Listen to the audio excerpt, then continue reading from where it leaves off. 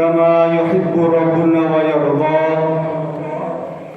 أشهد أن لا إله إلا الله وأشهد أن محمدا عبده ورسوله إقرارا به والتوحيدا. اللهم صل على سيدنا محمد وعلى آله وصحبه وسلم تسليما مزيدا. قال الله تعالى في القرآن الكريم: أعوذ بالله من الشيطان الرجيم. بسم الله الرحمن الرحيم.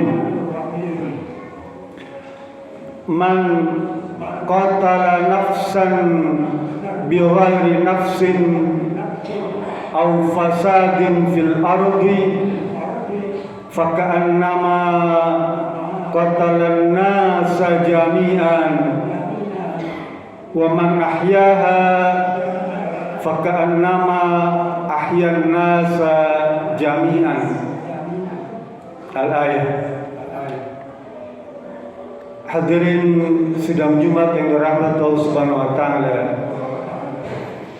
Sudah sepatutnya kita harus selalu bersyukur kepada Allah Subhanahu wa taala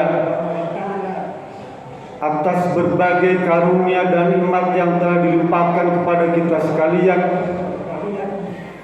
Di antara nikmat yang besar yang telah Allah karuniakan adalah diberinya kita kesempatan untuk bisa melaksanakan sebagian ibadah yang diperintahkan kepada kita. Dan hari ini Allah tunjukkan bukti bahwa Ia memberikan peluang kepada kita untuk taqarrub ila Allah dengan melaksanakan ibadah Jumat yang penuh barakah ini. Salawat serta salam semoga juga tercurah dan terlimpah kepada junjungan alam Nabi besar Muhammad sallallahu alaihi wasallam, keluarganya, para sahabatnya, dan semoga juga tercurah kepada kita sekalian selaku umatnya yang terus menteladani dan mengikuti apa yang telah Rasulullah SAW tuntun kepada kita sekalian. Di antara tuntunan yang Rasul berikan kepada kita seperti dikutip dalam sebuah hadis yang diriwayatkan oleh Abdullah ibn Umar radhiyallahu anhu, qala Nabi sallallahu alaihi wasallam, dakhalatil mar'atu naro fi hirratin rabatatha wa la tut'imha wa la tad'ha ta'kulu min khashatil ard atau kama qala. Hadis sahih riwayat Imam Al-Bukhari. Kata Rasulullah SAW, ada seorang wanita yang dimasukkan Allah ke dalam neraka karena perkara seekor kucing. Lalu sahabat bertanya, kenapa ya Rasulullah, sampai urusan kucing saja orang bisa masuk neraka? Lalu Rasulullah SAW menjawab, rabatatha, karena wanita ini mengkerangkeng kucing itu di dalam kandang, ya.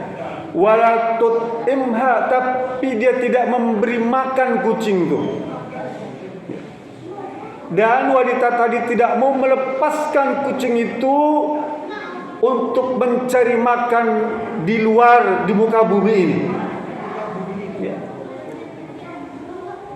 Jadi Rasul cerita tentang seorang wanita yang dijebloskan ke dalam neraka gara-gara kucing. Dia mengkandangkan kucing itu, tidak ngasih makan dan tidak melepaskannya agar kucing itu bisa cari makan sendiri. Oleh karena itu hati-hati ya, bagi teman-teman yang penyayang binatang nih ya. Jangan sampai gara-gara hewan tadi dijebloskan ke dalam neraka. Kalau kita baca hadis ini ada dua. Yang pertama yang disebut mantuk, makna yang tersurat. Tadi saya bacakan makna tersuratnya tuh disebut mantuknya, ya. Bahwa seseorang yang memelihara hewan, sayang kepada binatang, dikandangkan tapi tidak dikasih makan, tapi juga tidak dilepas, maka ancamannya adalah neraka. Itu makna yang mantuknya, yang tersurat. Apakah itu kucing, burung, ikan, atau hewan-hewan lain, ya. Yang kedua, makna tersirat. Dalam usul fikih disebut apa? Mafhum muwafaqah. Makna yang tersirat. Apa makna yang tersiratnya?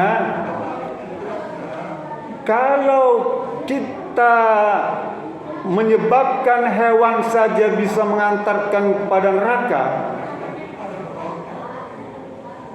menjaga hak-hak hewan, menjaga hak asasi binatang, tuh, maka kita sebaliknya akan mendapatkan pahala surga. Tapi kalau kita mengabaikan hak-hak asasi hewan dan hak asasi binatang, maka pasti kita akan masukkan ke dalam neraka. Kalau kepada hewan saja bisa begitu, bagaimana dengan manusia? Kalau seseorang katakanlah bisa mengantarkan manusia itu kepada ajalnya, maksudnya membunuh manusia, ya, tentu lebih hebat hukumannya dibandingkan menyakiti kepada hewan. Ini dimaksudkan dengan mafhum muwafaqah, makna yang tersirat. Kalau kita baca hadis, baca Quran, dia ada beberapa makna, baik yang tersurat maupun yang tersirat. Kembali, pada mukadimah tadi saya bacakan, ya, man qatala nafsan bighairi nafsin, barang siapa saja yang membunuh nafsan, ya, bighairi nafsin, tanpa hak, bukan karena alasan, ya, seorang itu fakannama qatalan nasa jami'an, sama seperti seseorang membunuh seluruh umat manusia. Qatalan nafsan, Allah sebutkan nafsan, itu ada tanwin, nafsan. Tanwin itu isim nakirah, maknanya dia sifatnya umum. Siapa saja membunuh orang, ya, apakah itu orang dewasa, orang kecil, orang beriman, orang kafir, orang baik, orang solih, penjahat, ya, bayi sekalipun, sama. Nafsan itu maknanya umum, isim nakirah itu umum. Jadi siapa saja, mau orang Indonesia, mau orang luar negeri, orang mana saja, suku mana saja, ya, status sosialnya kayak apa, kalau dia membunuh itu, seseorang itu, maka sama dengan membunuh seluruh umat manusia. Allah berfirman dalam surat Al-Maidah ayat 32. Sebaliknya, orang yang bisa merawat, menjaga, ya, hak asasi hidup manusia, ya, hak asasi manusia untuk hidup itu, maka seakan-akan dia bisa menjaga, merawat seluruh umat manusia. Jadi Allah Subhanahu wa taala, Nabi Muhammad SAW, Islam setelah berbicara tentang HAM 1500 tahun yang lalu, Allah sudah tuangkan dalam Quran tentang hak asasi manusia berkaitan dengan nyawa. Ya. Tetapi juga Islam tidak membiarkan kemudian orang yang melakukan pembunuhan itu dibiarkan begitu saja. Ada hukuman yang setimpal. Ya. Nanti di rumah buka surat Al-Baqarah ayat 179, ya. Allah berfirman, ya ayyuhalladzina amanu kutiba alaikumul qisasu fil qatla wahai orang yang beriman, diwajibkan kepada kalian, ya, untuk melaksanakan kisos di dalam urusan pembunuhan.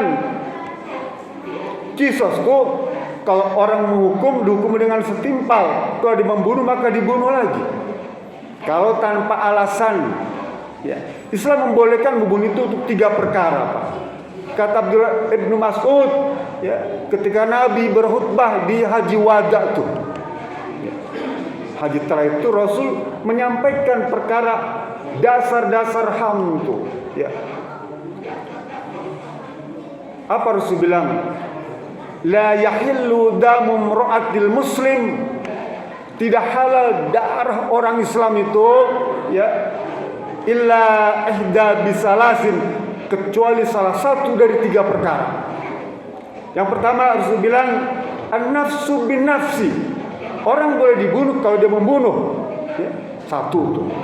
Yang kedua as-sayyibu zani, orang tua yang berzina, ya. Orang tua itu maksudnya yang muhsan, yang sudah berkeluarga, maka dia dihukum rajam tuh sampai meninggal. Dan yang ketiga Rasul bilang at-tariku dinahu al-mufariqu lil jamaah, orang yang keluar dari Islam, murtad tuh, maka dia boleh.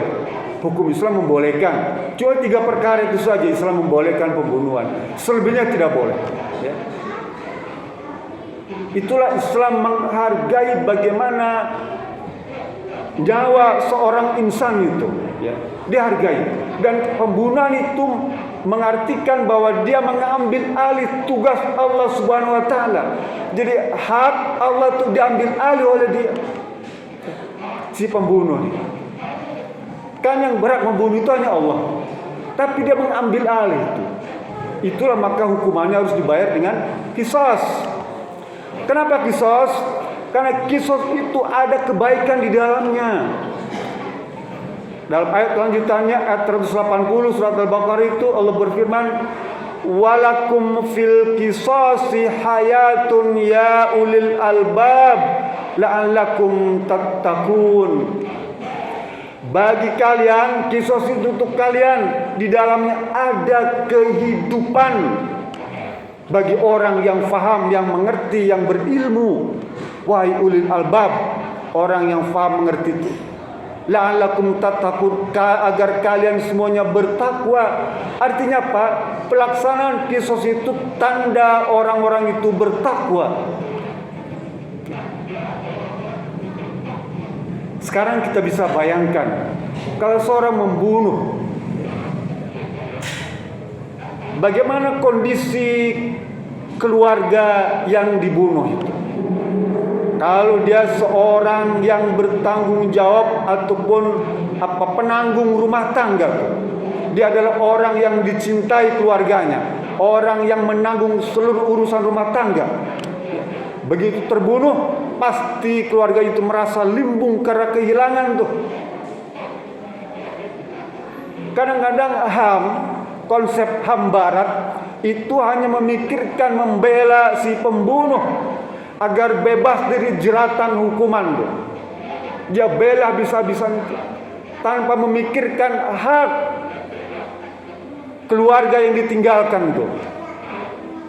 Bagaimana kalau si pembunuh tadi merupakan pembunuh bayaran, ya. Kalau tidak dilakukan kisos, tidak dihukum, ya, yang setimpal, boleh jadi dia berulang kembali, ya. Karena sifat pembunuh itu menjadi habit, Pak, penyakit yang bisa terulang. Apalagi hukumannya ringan saja. Apalagi pembunuhan itu pembunuhan yang direncanakan, pembunuhan berencana tuh. Kalau di KUHP cuma 2 pembunuhan itu, pembunuhan biasa dan berencana. Nah, yang biasa itu hukum maksimalnya 20 tahun, yang berencana hukuman mati. Tapi sekarang sebentar lagi mungkin hukuman mati itu sudah tidak ada lagi, karena ada aspek HAM alasannya. Ya. Artinya apa? Konsep HAM itu bertentangan dengan Islam. Sementara Islam ingin menegakkan keadilan tuh.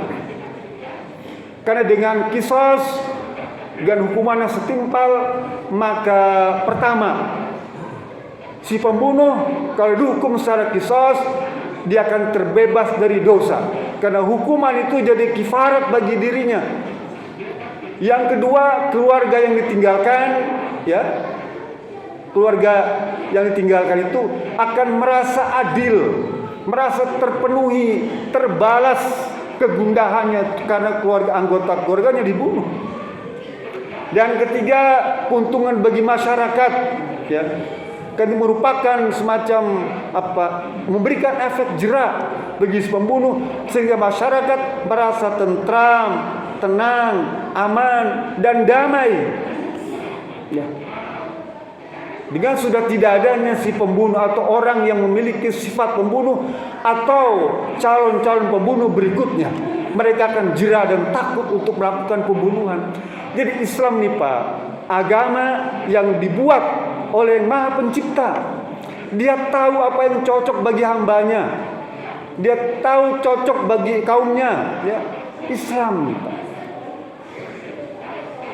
Kalau misalnya tidak ada kisah, tidak ada hukuman itu, maka orang akan menganggap remeh. Sekarang kita bisa saksikan berapa banyak peristiwa pembunuhan, ya. Anak membunuh ayahnya. Beberapa hari yang lalu, anak membunuh ibunya, ayah ibunya dibunuh oleh anaknya. Atau sebaliknya, ibu membunuh anak bayinya, istri membunuh suaminya, atau sebaliknya, murid membunuh gurunya, ya. Pemimpin membunuh anak buahnya, aparat yang lebih tinggi membunuh anak buahnya, ya. Atau sebaliknya, sesama aparat saling bunuh, atau sipil membunuh aparat. Dan itu terjadi sekarang dan akan terulang terus selama syariat Islam tidak atau belum bisa ditegakkan. Tapi jika syariat Islam ditegakkan, insya Allah kedamaian akan menyertai umat Islam di seluruh dunia. Dan sekarang betapa getolnya kelompok-kelompok pembela HAM itu, ya, membebaskan si pembunuh tapi membiarkan korban itu. Padahal kalau misalnya diterapkan, belum tentu si pembunuh itu langsung dibunuh.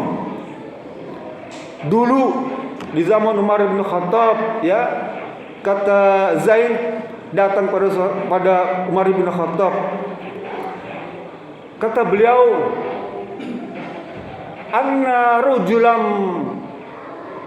rajulan qatala imra'atahu, ya, istada salah satu ikhwatin ila Umar bin Khattab fa'afahadum faqala Umar khudha sulusai diyati, ya, fa innahu la sabila ila qatlihi. Akamakal hadis sahih riwayat Imam Al-Baihaqi. Dulu zaman Umar bin Khattab, kata Al-Baihaqi, ada seorang laki-laki yang membunuh istrinya. Suami dia bunuh istrinya di zaman Umar bin Khattab. Lalu dihadapkan kepada khalifah si pembunuh laki-laki itu, ya, ditanyakan berbagai macam persoalan. Kemudian dipanggil keluarga istrinya itu. Ada 3 orang saudara istrinya itu dihadap kepada Umar bin Khattab menjadi saksi, gitu ya. Lalu kemudian 2 orang saudara istrinya itu menuntut untuk kisas, untuk dibalas bunuh. Tapi kata Baihaqi, 1 orang memberi maaf, ya, kepada si pembunuh itu. Apa yang terjadi? Umar bin Khattab membatalkan kisas, membatalkan pembunuhan kepada si pembunuh tadi, karena salah seorang memaafkan si pembunuh itu, namanya diat dengan mengganti, ya. Lalu Umar bin Khattab bilang, ambil 2/3 dari diat tebusan ini, karena tidak ada jalan, tidak ada celah bagi kalian untuk membunuh si pembunuh itu, karena salah satu memaafkan.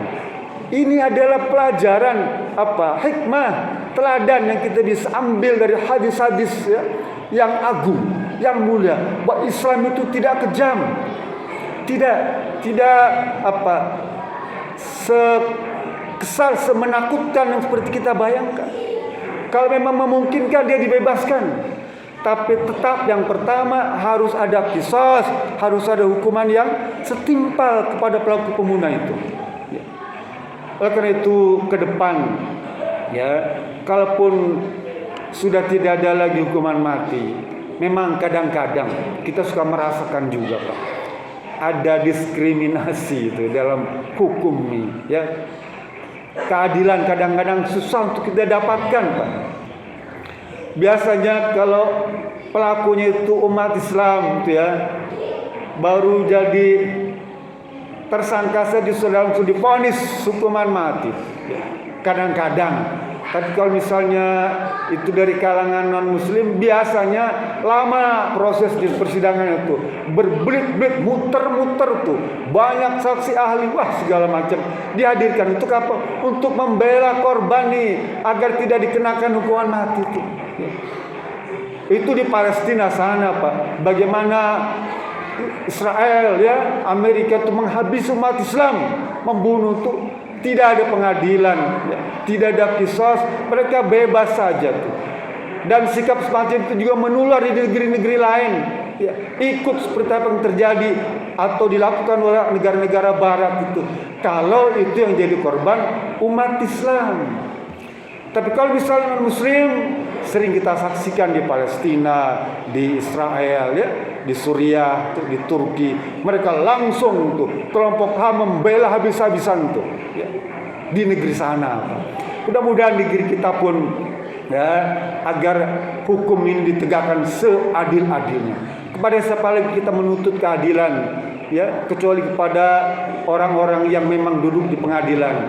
Sekalipun begitu, kalau kita ingin perkara itu mendapatkan hukum yang seadil-adilnya, dekatkanlah diri kita kepada Zat yang Maha Adil. Kalau kita ingin damai, dekatkanlah diri kita kepada Zat yang Maha Damai. Kalau kita ingin selamat, dekatkanlah diri kita kepada Zat yang Maha Selamat. Insya Allah kita akan aman, tentram dan damai. Itu saja. Barakallahu fiikum karim wa nafa'ani wa iyyakum bima fihi min ayati wa dzikril hakim. Taqabbal minna wa minkum tilawatahu innahu was-sami'ul 'alim. Aqulu qali hadza fastaghfiruhu wal ghafurur rahim. Qad hadana li hadza wa ma kunna linahtadiya laula an hadana Allah. Inna Allaha wa malaikatahu yusholluna 'alan nabi. Ya ayyuhalladzina amanu shallu 'alaihi wa sallimu taslima. Hadirin yang dirahmati Allah Subhanahu wa taala. Mari kita sama-sama meraih ketakwaan kepada Allah Subhanahu wa taala itu, ya. Dan kita meyakini bahwa dengan takwa itulah kita akan diantarkan oleh Allah Subhanahu wa taala, akan mendapatkan kebaikan di dunia dan keselamatan di akhirat. Bahkan sebagai orang Islam mendapatkan jaminan dari Rasulullah SAW, seperti dikemukakan dalam hadis yang diriwayatkan oleh Abu Hurairah. Kata beliau, Rasul berkata, kullu ummati yadkhulunal jannah illa man aba.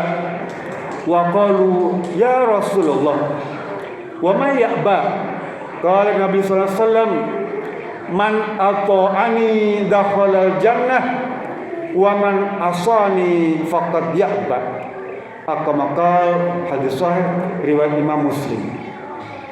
Kata Rasulullah, setiap orang Islam yang telah bersyahadat mengaku Allah sebagai Tuhannya dan Muhammad sebagai Rasulnya, maka dia pasti masuk surga, kecuali yang menolak. Sahabat tanya, ya Rasulullah, siapa yang menolak itu? Rasul bilang, yang mentaati diriku, nih mentaati Rasulullah SAW, dia pasti masuk surga. Dan yang bermaksiat kepadaku, itulah yang disebut sebagai ya'ba. Tidak disebut masuk neraka yang menolak tuh, tapi disebut ya'ba, orang yang menolak. Oleh karena itu, beruntunglah, bersyukurlah kita sebagai umat Nabi Muhammad SAW. Kata Muqatil bin Sulaiman, dia cerita Rasul pernah berkata, Nabi Musa alaihissalam ya pernah berdoa kepada Allah Subhanahu wa taala. Apa isinya? Kata Nabi Musa SAW, ya Allah, aku telah membaca di kitab Al-Wahyi kalau ternyata ada umat yang kalau punya niat baik dia dapat ganjaran 1 pahala, dan kalau niat itu dilaksanakan dia dapat ganjaran 10 pahala hingga 700. Ya Rabb, jadikanlah dia umatku. Apa jawab Allah? Dia adalah umatnya Nabi Muhammad SAW. Lalu kata Musa, ya Rob, saya baca lagi, ada umat yang kalau dia niat berbuat jelek, berbuat nakal, berbuat jahat, niat itu tidak dicatat sebagai amal kejelekan. Tapi kalau dilaksanakan niat jelek itu, dia cuma dihukum 1 pahala kejelekan.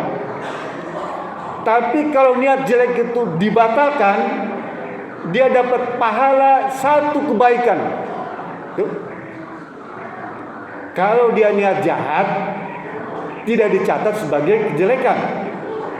Kalau dilaksanakan niat jahatnya, dapat 1 hukuman. Tapi kalau niat jelek itu tidak jadi dilaksanakan, dia dapat pahala 1. Sama dengan orang niat baik tapi tidak dilaksanakan, dapat pahala 1. Kata Nabi Musa, ya Rabb, jadikanlah dia umatku. Allah bilang dia adalah umat Nabi Muhammad. Lalu Nabi Musa ngomong lagi, ya Rabb, aku baca ada umat sebanyak 70.000 orang itu masuk surga tanpa hisab. Jadikanlah dia umatku ya Rabb. Allah bilang dia adalah umat Nabi Muhammad. Ya Rabb, kalau begitu jadikanlah aku sebagai umat Nabi Muhammad. Terus bilang Nabi Musa bilang, lau kuntu hayyan lattaba'hu. Kalau aku hidup, ya Rabb, hidup lagi nih, pasti aku akan ikut Nabi Muhammad. Apa Allah bilang? Wahai Musa, kamu kan nabi, kamu kan rasul. Enggak perlu kamu jadi seorang umat, udah cukup kamu jadi nabi, jadi rasul, terimalah itu dan syukurilah. Nabi Musa disuruh bersyukur. Kita umat yang dicemburuin oleh Nabi Musa harusnya kita bersyukur, Pak. Karena kita dijamin masuk surga.